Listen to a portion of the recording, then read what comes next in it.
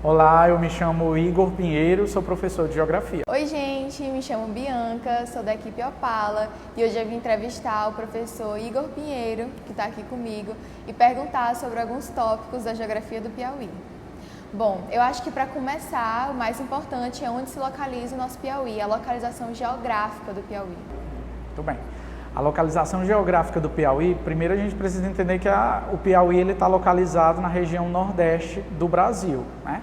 É uma baixa latitude, muito próximo da linha do Equador, né? A gente está mais ou menos aproximadamente 2 graus ao sul da linha do Equador, estamos totalmente inseridos no hemisfério sul do planeta, na região norte do Brasil, né? Somos considerados da região nordeste o estado da porção ocidental, ou seja, aquela porção que está mais na borda oeste do estado, quase na divisa com a região norte.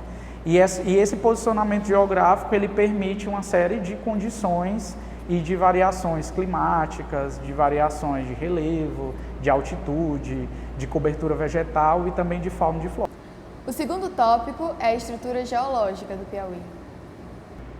A estrutura geológica onde o território piauiense está situado, ela pode ser considerada uma estrutura geológica antiga, mas predominantemente, né, essa estrutura geológica ela está sobre terreno sedimentar, ou seja, as estruturas das áreas vizinhas elas foram erodidas, o processo de erosão ele foi acontecendo e essas camadas elas foram sendo sedimentadas, principalmente da região leste em direção à região oeste, que é onde está a proximidade ali do rio Parnaíba. Então, toda essa região, com exceção do extremo sul, do extremo sudeste, que estão sobre um escudo cristalino, que a gente pode dizer assim, é rocha pura, rocha maciça, rocha que ainda não foi erodida, né? Que também é um terreno geológico muito antigo. O terceiro tópico é nossas riquezas minerais. Riqueza mineral, assim, absurda. A gente sabe que os combustíveis fósseis, eles são formados em terreno sedimentar, né? Por conta dessa estrutura, ela permite todo um processo de desenvolvimento, de produção, de geração natural dessa energia. Então, podemos dizer que o subsolo piauiense, ele é um subsolo que é propício à formação dessa fonte energética, petróleo e gás natural, e também a acumulação de água. Então, esse solo sedimentar, ele facilita a absorção da água que é proveniente da chuva, e aí a gente tem a presença de grandes corpos de água, grandes rios, Rio Parnaíba, Rio Gurgueia, Rio Canidé.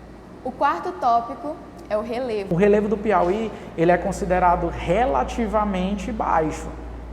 Então, nós não temos grandes altitudes. A altitude ela é média, é um relevo que varia mais ou menos entre 400 e 800 metros de altitude. Isso é considerado muito baixo, principalmente na região próxima, nas áreas próximas ao rio Parnaíba, que são áreas mais rebaixadas, e também as áreas litorâneas, que são os conhecidos tabuleiros litorâneos, são áreas que estão muito próximos da elevação do mar.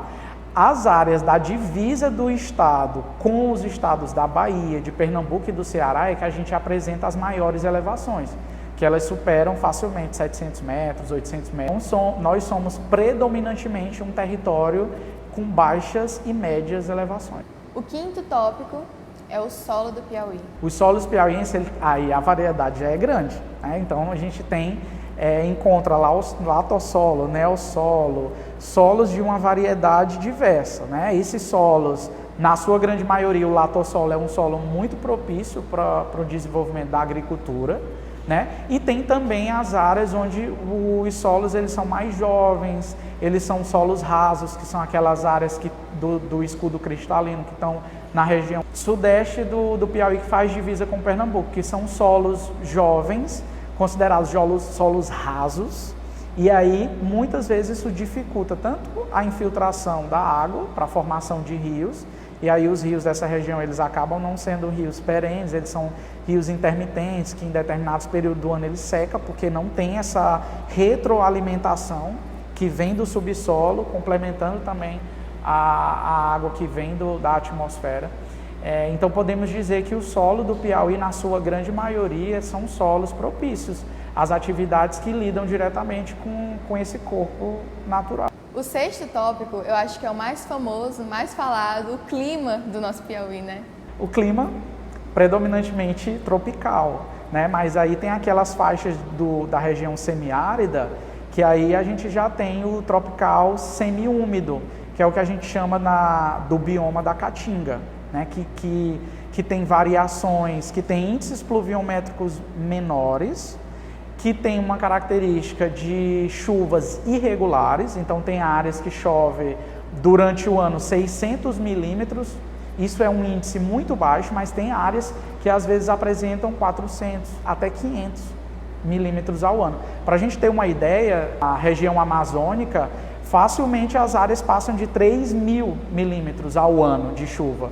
Então as áreas, para a gente ter esse contraponto, a gente percebe que o clima da nossa região, além dele ser muito seco, né, em várias áreas, ele também é muito quente, com predominância de temperaturas acima de 25 graus Celsius máximo. E temos esses climas, eles têm a característica de estabelecer relação de estação seca e estação chuvosa. A gente, por conta da proximidade com a linha do Equador, né, da nossa posição geográfica em relação ao mundo, a gente não tem as 4 estações do ano bem definidas. O inverno frio e seco, o verão quente e chuvoso, a primavera das flores, a gente não tem. A gente tem a estação seca e a chuvosa, que regula aproximadamente entre 4 e 6 meses. Se não tivermos nenhuma interferência dos efeitos excepcionais El Niño e Laninha, a gente tem praticamente 6 meses de chuva, 6 meses de seca, né? Que é o nosso período chuvoso, verão, outono, e o período seco, inverno. O sétimo é a hidrografia do Piauí. Piauí tem uma hidrografia riquíssima, né? Mas também tem as áreas de semiárido, que essa hidrografia ela é mais escassa. Há pouca disponibilidade de água no subsolo e há pouca disponibilidade de água na superfície, né? Através dos rios. Então isso cria uma condição para a região e para essas áreas que tem um clima mais seco, uma disponibilidade hídrica menor, a interferência humana, a intervenção do homem ali, da atividade humana, construção de açudes, de barragens, justamente para que essa água se acumule durante o período de cheia, durante o verão, outono, para que essa água ela consiga atender as comunidades, os povoados, a população durante a estação seca. Diferentemente da região que está mais na região norte, onde está a capital Teresina, as regiões próximas ao Rio Parnaíba, que a gente tem a disponibilidade de água ali o ano todo. O Rio Parnaíba ele não seca, ele é um rio perene. Então a gente tem esse privilégio natural. E por último, mas não menos importante, a vegetação do nosso Piauí. A vegetação do Piauí ela também é bem diversa, né? Na região sudeste do estado é a vegetação típica de Caatinga, região semiárida ali, de clima tropical semiúmido ou tropical seco também. Então essa vegetação ela varia e predominantemente no Piauí, na região sul, a gente tem o bioma do cerrado, então a vegetação típica de cerrado, né? Com árvores de médio porte, arbustos, uma vegetação mais rasteira, uma vegetação que se adapta ao período de estação de cheia, de chuva e de seca. Mais ao norte, próximo à região litorânea, a gente tem a vegetação litorânea, a vegetação típica de mangue. E nessa interface litoral e sul, a gente tem a vegetação de transição, que é a transição entre a Amazônia, o Cerrado e a Caatinga, que é o que a gente dá o nome de mata de cocais, que é muito comum a carnaúba, o babaçu também. E aí essa vegetação, ela foi adaptada ao longo dos anos, ao longo do processo histórico de formação desse terreno, desse espaço, justamente como uma área que se adapta com umidade, né? Chove bastante no período de cheia, mas também uma vegetação que se adapta ao período de seca. É isso, gente. Muito obrigada, professor, por responder todas as perguntas e pelo seu tempo. Muito obrigada.